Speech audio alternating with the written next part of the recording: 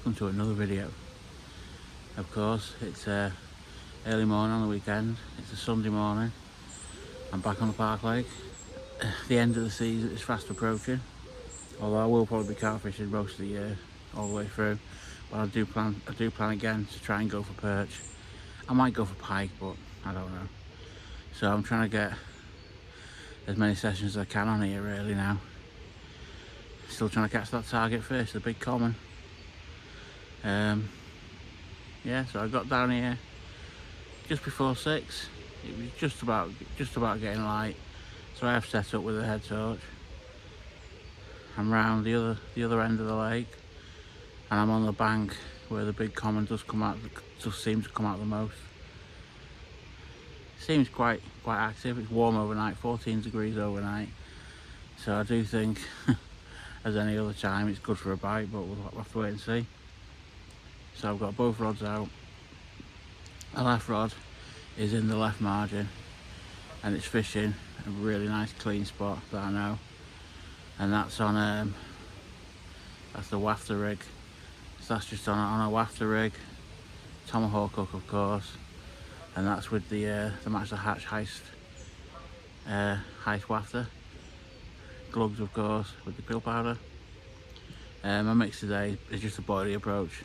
I'm just trying to catch a bigger carp really, so it's just boilie. So I've got my Heist 12 millers with the glug and the krill powder on, and I've actually got some of the new Super Fruit Blitz halves in there as well. So we'll see what happens on that side. The right hand rod is further out, but it's just on the tip of a overhanging willow tree, and again I've seen a few fish from there. So that's on the Ronnie rig, which I tied last night, and that's using, it's my first time using them, but they look incredible. Here's the long shank ultras from Incredible Tackle.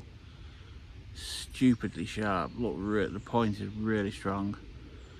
So that's tied up with a Ronnie, and that's on the PLB pop-up, and I've got the Seed Sensation glug on that. So we're down, we're doing it. Again, it's a short session. I'm only here till lunchtime.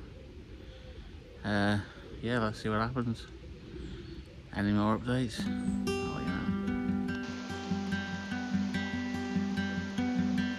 It's not the mighty Mississippi, not the sunshine in LA. It's not a snow-capped Rocky Mountain on a warm summer day. Still very, very quiet. Not really seeing much. I've not even had a bleep, which is very strange. Anyway, I have a slight change. My left rod, I've decided to put it further out, because like I was saying, I think last time, they don't seem to be in the margins as much as they were. I think because the water's gone so clear. So I've actually used the baiting pole with the deeper to put my rig out with some bait. I got probably 3 or 4 wraps. It was showing loads of fish, slightly up in the water, but the bottom was clean. 9 foot of water. So I've dropped my rig there.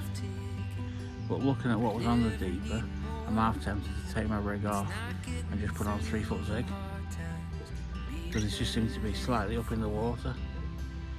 So I'm going to give this, 9 o'clock. I'm going to give this an hour, and then I might put a 3 foot zig on for the last hour. See what happens. Yeah, it's very quiet. Come on, just one fish, that's all I want.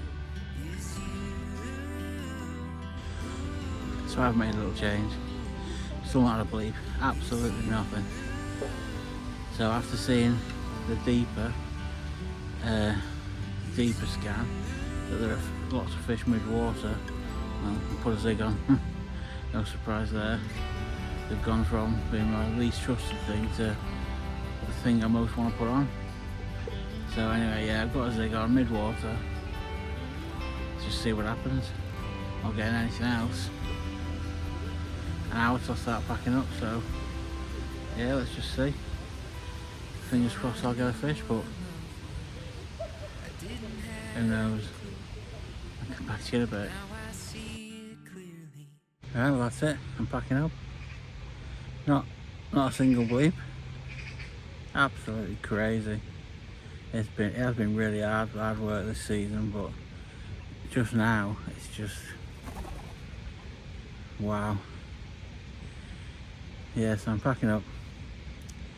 I've been using the baiting pole today in the deeper, as you'll have seen, and I found that actually hard work as well, with the height of the platforms above the water, because I'm using the Sabre one, which is telescopic.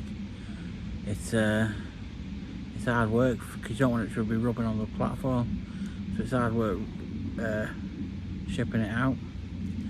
It's work's done the job. I found where there were fish, clean bottom, which is what it's supposed to be doing. But yeah, just not getting anything at all.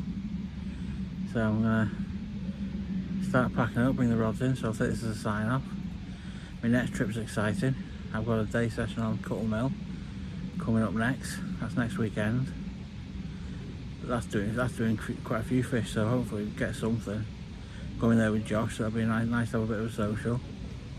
And then the rest of September, I'm going to do evenings after work at Grey Mist. So I've got a night ticket for Warrington, so I can book on and even just fish till midnight. Get home, a few hours sleep, into work. So we'll see how that goes. So, if you've made it this far, thank you for watching. Please don't forget to like, leave us a comment, and hit the subscribe button so you don't miss any future videos going forward. I'd like to wish you tight lines when you're on the bank. Catch you on the next one. So when I bought my Nash micro swingers, they came in the retail packaging, which isn't great for storing, especially when all my stuff goes in my Jag buzz bar bag. So I thought to myself, what do I have which can make a nice compact case that will fit in the bag? And luckily I had some Corda mesh,